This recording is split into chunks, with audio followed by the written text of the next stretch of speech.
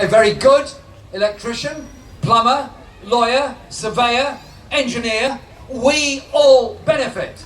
If they don't, they lose out and we lose out. So a couple of things here. Our National Education Service will have absolute parity of esteem, absolute equality of the idea that you do a vocational or an academic qualification. They're both important, they're both valuable, and they should be treated equally. And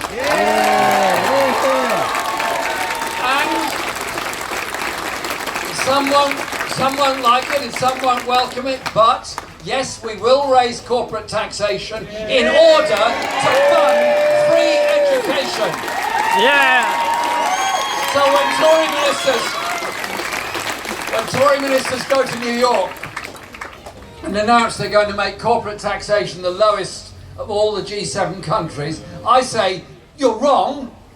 You're absolutely wrong. We have to tax appropriately in order to invest in the best way possible for the future of all young people in our society.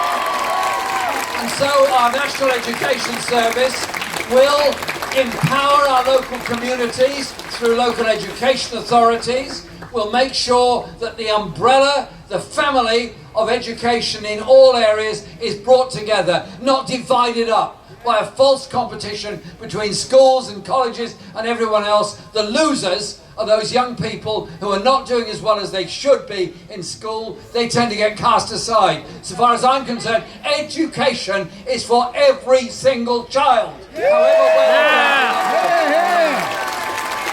And so it's also about creativity in education.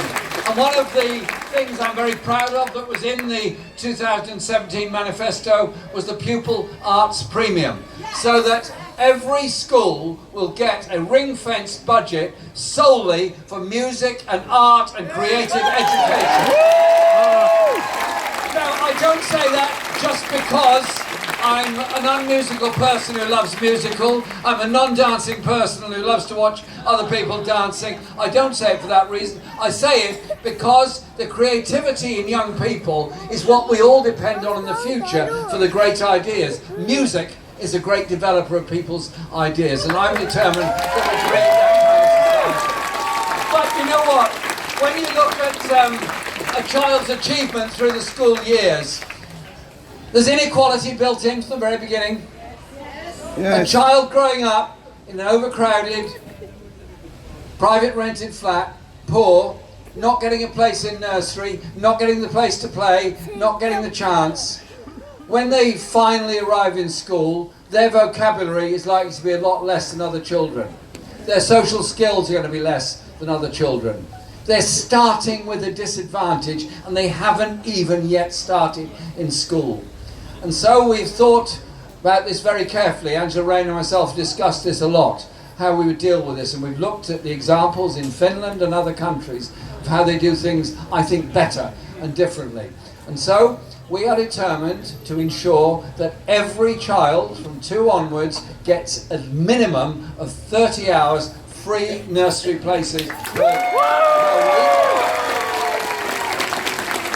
And for those on below average incomes, the less well off, they can extend those hours up to the working time of the parents, so that parents don't go through this stress of having to get out of work early if they can in order to pick up a child. And those incredible levels of stress that go with it. So we'll ensure there's decent nursery education available for all. These things to me are crucial. But education doesn't start or stop with nursery schools or colleges. It goes on into life.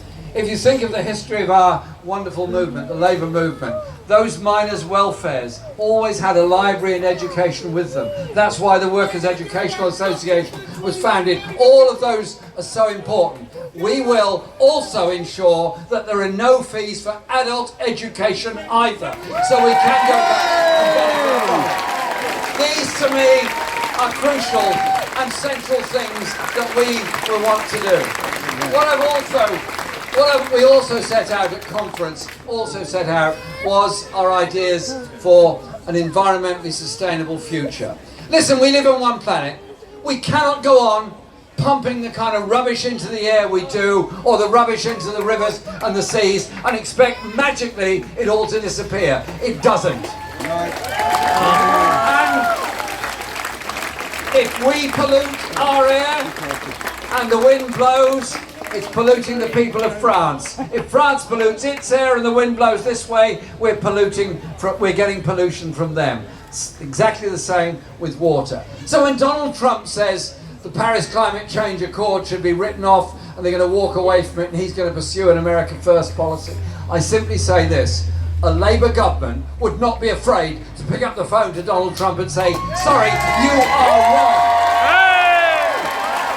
We live on one planet, and we have to protect and support and sustain that planet.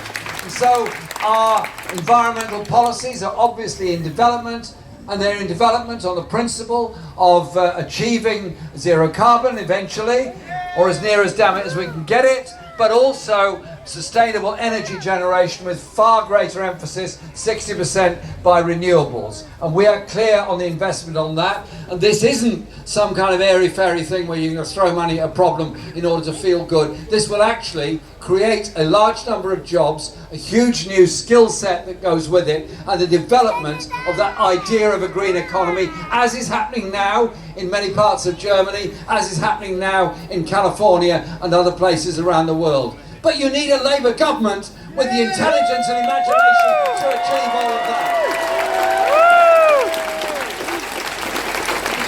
But it's also about what is security in our lives? What is security in our society? Security is knowing our children have got a good school to go to, knowing our health service is not being sliced up, diced up, carved up and privatised in the interests of those that have money to make out of our health service. It's about a health service free at the point of use for all. It's about a care service that does take away the stress that all of us would go through if we have an elderly parent or a relative or a youngster who's got disabilities and needs not getting the social care that they need. There's more than 1 million people waiting for social care in Britain as we speak. And as a result, they're staying too long in hospital. Often as a result, and sadly it's almost always the case, it's women who have to give up jobs, lives and careers in order to care for people that the health service can't care for.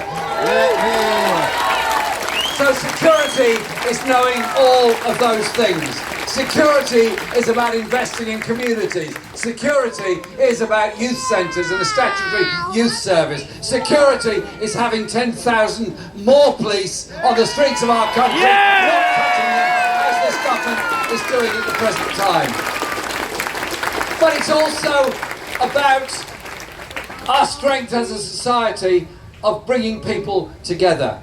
There are those who would divide us, those who will always blame a minority somewhere for all of our problems. I tell you what, you go down that road, you blame a minority, you bring up a hatred towards that minority, and then you bring up another minority and you hate them and you hate them and they hate them. What have you achieved at the end of it? Have you built a house? Have you built a hospital? Have you trained a doctor? Have you trained a teacher? No. In our diversity lies our strength. In our unity lies our strength.